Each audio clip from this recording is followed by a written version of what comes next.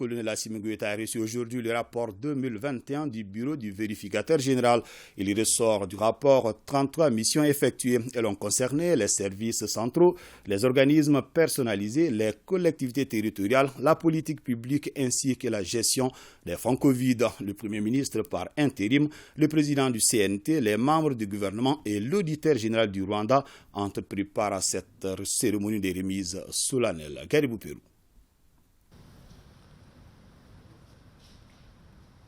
Bureau du vérificateur général, une des boussoles de l'État. Le vérificateur général remet une copie du rapport annuel au président de la transition avant diffusion. Au compte de l'année 2021, le bureau a effectué 33 missions de contrôle. Elles concernent les domaines de la santé, des transports, de l'éducation, de la décentralisation, de l'énergie et de l'eau, des mines, du développement rural, des technologies de l'information et de la communication. Ces missions se répartissent en 20 vérifications financières et de conformité, 4 vérifications de performance, 8 vérifications de suivi des recommandations et une évaluation des politiques publiques. La gestion des secteurs concernés et les irrégularités dénoncées provoquent le malaise. Les 20 missions de vérification financière et de conformité ont mis en relief les faiblesses concernant la gestion administrative et financière des administrations publiques et des collectivités. En 2021, le bureau a transmis 18 dossiers au président de la section des comptes de la Cour suprême, dénoncé 22 dossiers au procureur de la République, des tribunaux de grande instance. Des exemplaires des 22 dossiers ont été transmis au directeur général du contentieux de l'État pour suivi et défense des intérêts de l'État. À propos des vérifications des performances, de nombreux acteurs de la gouvernance n'assument pas pleinement leur rôle et responsabilités. Une situation qui porte atteinte aux résultats escomptés. Les 4 missions de vérification de performance ont relevé des déficiences, non seulement dans le pilotage stratégique, mais aussi dans la gestion opérationnelle des structures contrôlées. Toute chose qui a entamé l'efficacité, l'économie et l'efficience des activités des structures concernées. S'agissant du suivi de la mise en œuvre de recommandations, elles ont porté sur les vérifications réalisées en 2017 et 2019. Ces missions totalisent 122 recommandations sur lesquelles 25 sont non applicables.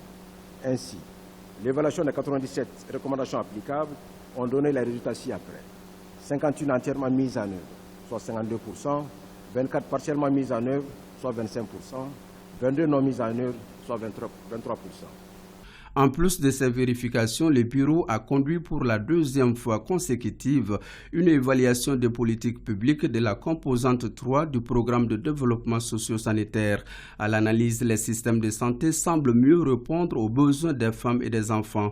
De 50 en 2020, les saisines reçues par le bureau du vérificateur sont passées à 64 en 2021. 23 ont fait l'objet de programmation de missions de vérification. 5 ont été classées. 36 sont en cours de traitement.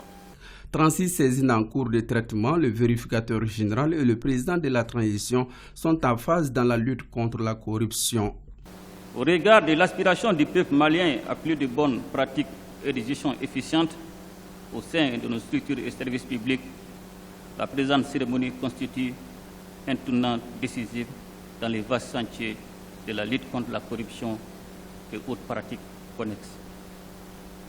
La lutte contre la corruption et la délinquance financière fait partie des priorités des auteurs de la transition.